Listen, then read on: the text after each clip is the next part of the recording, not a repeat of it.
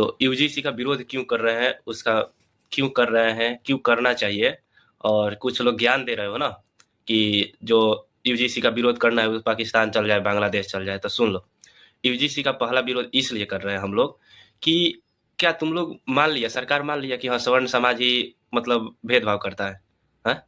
चलो ठीक है, मैं मान लिया 2%, 4%, 5%, 10% मान लिया कि हाँ सवर्ण समाज का लड़का कहीं भेदभाव किया होगा, मैं मानता हूँ। चलो, अब तुम ये बताओ कि उसके बाद जो फर्जी केस होगा, 90% जो फर्जी एससी एसटी केस होता था, इसमें क्या चांस है कि इसमें फर्जी केस नहीं होगा? अगर फर्जी केस होगा, हमें इससे कोई दिक्कत नहीं है, इस चीज को हम स्वीकार करते हैं। यूजीसी जो आया है मैं स्वीकार कर लूंगा, बस इसमें दे थोड़ा सा नया नियम जोड़ दे इसमें, बस इसमें जोड़ दे, जो फर्जी केस करेगा उसको भी जांच होगा, अगर वो गलत पकड़ा गया तो उसको दोगुना जुर्माना भरना पड़ेगा, उसको सजा मिलना चाहिए।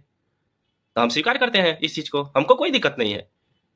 और तुम लोग बोल रहे हो कि जाति जाति भेदभाव, मैं देखो, मैं खुद, मेरा दोस्त हर एक कास्ट से है, एसी एसटी ओबीसी हर कास्ट से है, और मैं साथ में रह के पढ़ा हूँ, आज तक किसी को जाति सूचा का जाति यति नहीं किया है हम लोग। तुम लोग आज बोल रहे हो। और दूसरी बात, अभी दिल्ली में एक लड़का, बनिया समाज की लड़की थी, एक लड़का वहां पे दलित समाज का था जो प्रपोज किया किसी कॉलेज में, Shri Ram college of commerce में 3rd ईयर की स्टूडेंट, और उनके साथ इस कानून के आने के बाद एक दलित छात्र उस लड़की से जाकर प्रपोज करता है। उस प्रपोज को वो लड़की ठुकरा देती है, और ठुकराने के बाद वो दलित छात्र कहता है जो इसका परिणाम तुम्हें भुगतना होगा। उसके बाद हुआ होता ये क्या है, एससी एसटी ओबीसी एक्ट लगा दिया जाता है। उसके बाद वो लड़की एक्सेप्ट ना की, उसको धमकी देने लगा कि मैं तुमको बताऊंगा। उसके बाद उसने यूजीसी के तहत एफआईआर जाकर थाना में कंप्लेन किया। वो बीजेपी का पूर्व पार्षद था, उसका पिता लड़की का, तो वो तो गया, लड़के के घर गया, कैसे भी करके मतलब 50,000 रुपया देकर उसको मामला को रफा दफा किया।